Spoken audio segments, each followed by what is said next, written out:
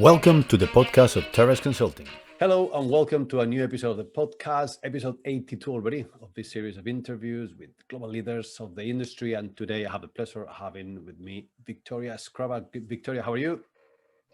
Hi, Pablo. It's great. Thank you. Thanks for being with me today, and whoever is going to listen or watch this podcast today. I want to discover more about yourself, about ATOMIZE, and about your career, how you see the revenue in the current scenario. But first things first, and as always, I'd like to ask you about yourself, about your career. So, you work in different companies. You worked in revenue in the past. Now you're ATOMIZE, which is a revenue company at the end of the day, as Director of Customer Success. But I'd like you to rewind and start from the beginning. What took you to where you are at the moment? I think one word that characterizes my career path is probably the word varied. My career has been varied in many different aspects, starting with destinations and locations. I started working back home in Latvia, had an opportunity to move to Sweden, work and study there, moved to North Africa for a while, then have worked in Austria, and then for many years I've been working in Spain, but also again, even there have had the opportunity to move around. Then again, it's varied in terms of different hotel properties that I have worked for, in everything from big to small, 2-star properties to 5-star properties, new, old, full service, reduced service, you name it. I also had a pleasure, if you wish, to have worked in very different economic and political cycles. I think one thing you came to realize with the years that indeed going through a difficult situation, going through crisis, make you stronger, and indeed gives you a very different insight in how you perceive business, especially from commercial perspective, which is where most of my career has evolved. I have worked for different sizes of companies and type of companies. I've worked for, let's say, private and family-owned businesses. Back in the day, I worked for a hotel chain that was the largest hotel chain at the time in the world. And today I have moved to a software company. So, and all of this has been really motivated by some sort of a passion for revenue management, if you wish. Revenue management has been always at the back of my head very early on. I was lucky to join a company that already in early 2000s was very keen on revenue management. So when I discovered that there was something called revenue management, where I could take decisions, impact the amount of money that is coming in, play long term, that immediately called my attention. Now, if you think back at how revenue management was perceived back in that days, it was a role where you were expected to have had exposure in different departments. That would have you were expected to have several years of previous career experience many times. So this is what I really did at the end of the day. A lot of roles I did and covered were all meant to gain that experience, to have a solid background when it comes to revenue management, and make out of me a solid revenue manager. And that involves, I've covered anything from front desk to reservations, sales, events. And eventually last 10 years, I had my dream come true, and I've been working for again, for different companies and very different roles in individual property and at company-wide scale in different revenue management positions. So yeah, it's all united by hospitality and revenue management. Okay, great. And to lead you to the current role, Director of Customer Success at ATOMIZE. So for whomever doesn't know ATOMIZE, what is it? How can you describe ATOMIZE? Okay, ATOMIZE is a revenue management system. We are a lean revenue management system that combines complexity of technological solution at the back with the ease of use for the end users.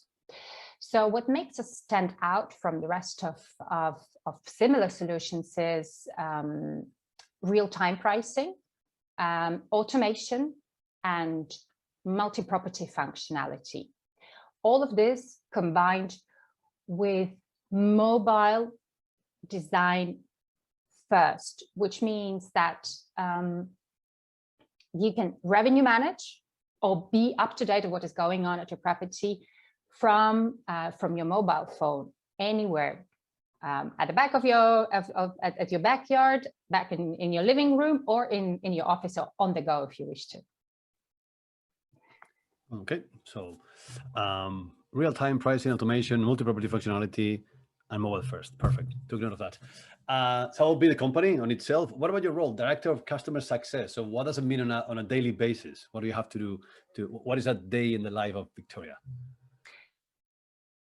It's a great question. Well, it all boils down to one objective, which is to have happy and successful customers.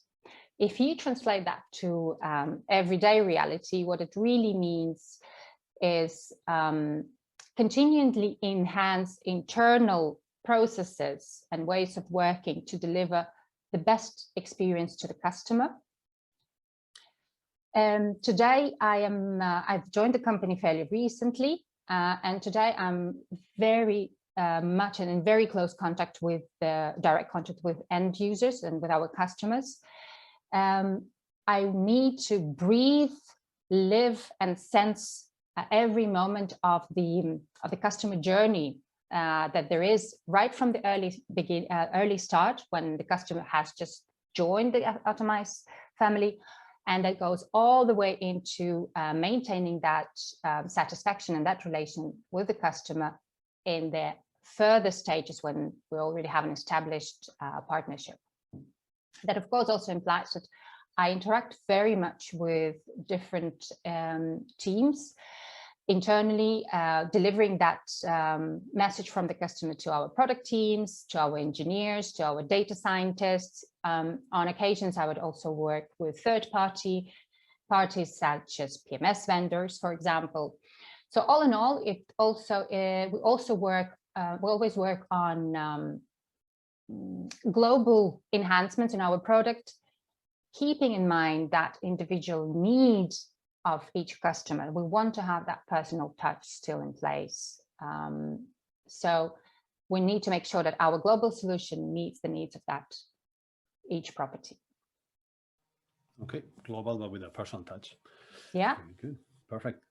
Now, I mean, it's a revenue solution, you're saying, to automate a lot of different functions. And that's what I want to sort of ask you next, which is about the automation in the industry. So a lot of processes, for example, check in, check out, the key guests can do everything by themselves. So how do you see that advancement in the technology affecting the workforce, the talent in the industry?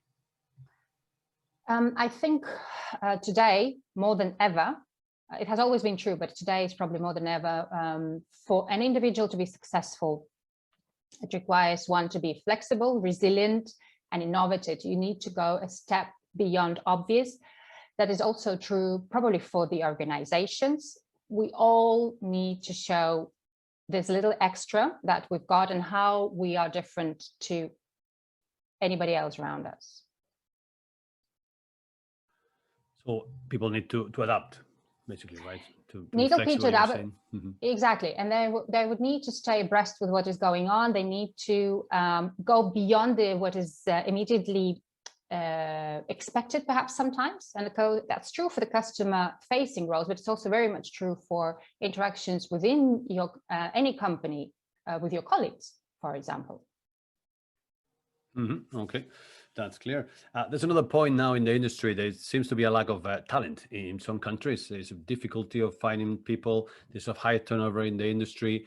The industry in general is not famous for investing much in talent mm-hmm. and development. So what is your point of view in that sense?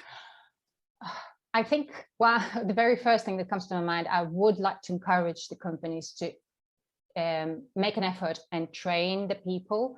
I think it's incorrectly often connected to extra costs or extra effort, whilst many times on the job trainings are completely not included in that scope. And on the job trainings have, to me, numerous benefits. It obviously helps to work better in teams. It removes the silos.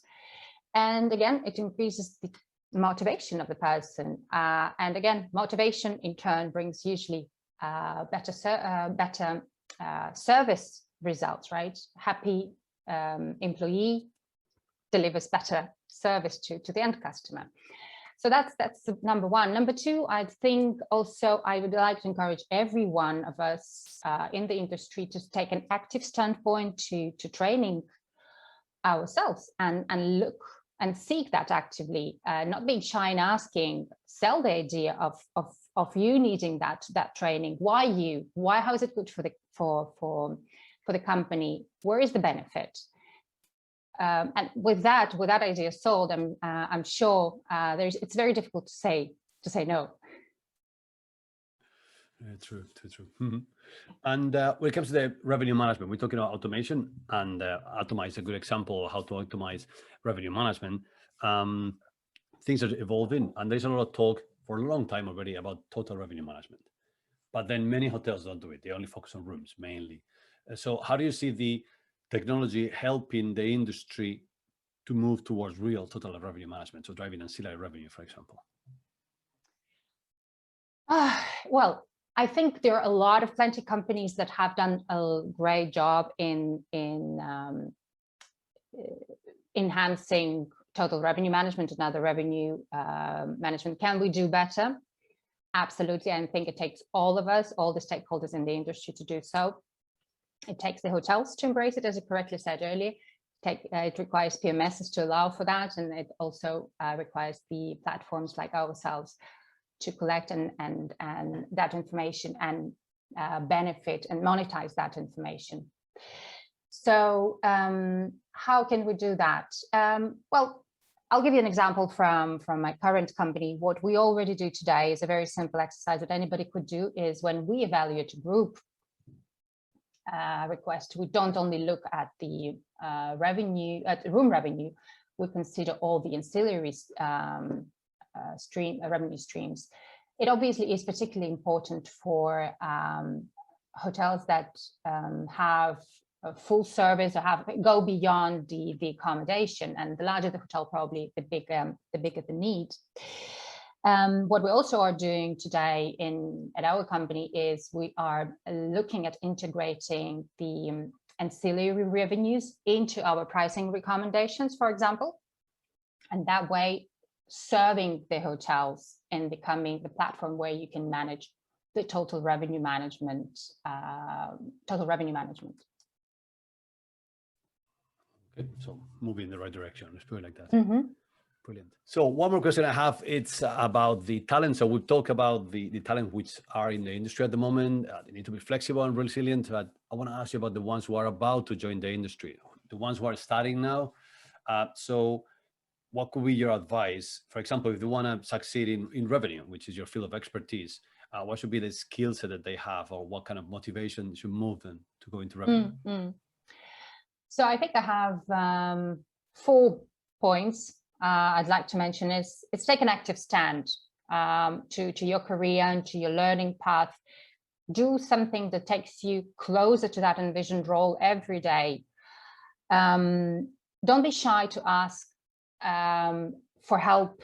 If you have an opportunity, you will be surprised how many people actually are open to help newcomers or people that have just recently joined the industry in making the best out of that situation, and take the responsibility. Most importantly, nobody will ever come to you asking if they can help. It should be coming from inside. Never stop learning. I think it's very important, even once you've already have started working, never stop learning. It's very important to be abreast of all the technological developments. If the hotel is the industry you're looking at, obviously that's the hotel technology, and also what is going on the markets that you are interested in. I think it's very healthy to challenge the status quo and come with fresh ideas and innovation. Hospitality industry is, in fact, one of the oldest businesses there is on the planet. It has very established ways of doing things and going about things. Now, however, especially in the last couple of years, we came to realize how important it is to keep the innovation and make innovation something that is part of our daily routine or daily tasks, if you wish. And therefore, coming up with these new ideas will always catch attention of the perhaps new employer, for example. And once you're there, that's the point number 4. Once you're there, once you have joined the company, make sure you network. Your network is one of your best assets throughout your career. So hopefully we'll take good note of that. So active stand, do something that takes you close to your ambition. Don't be shy, take responsibility, never stop learning, and make sure you network. It's a good summary. Good recap. Okay, brilliant. That's all from my side, Viktoria. So again, thank you very much for your time. It's been a pleasure having you and getting all the information from you. And hopefully we'll talk soon again. Okay.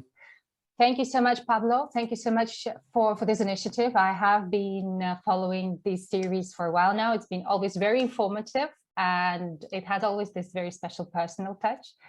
So thanks again for letting me join today and for letting me share my views. That was all for now. Hope you found it useful. Remember that you have more information on our website www.torresconsulting.co.uk, on LinkedIn, on YouTube and Twitter. Stay well. Goodbye for now.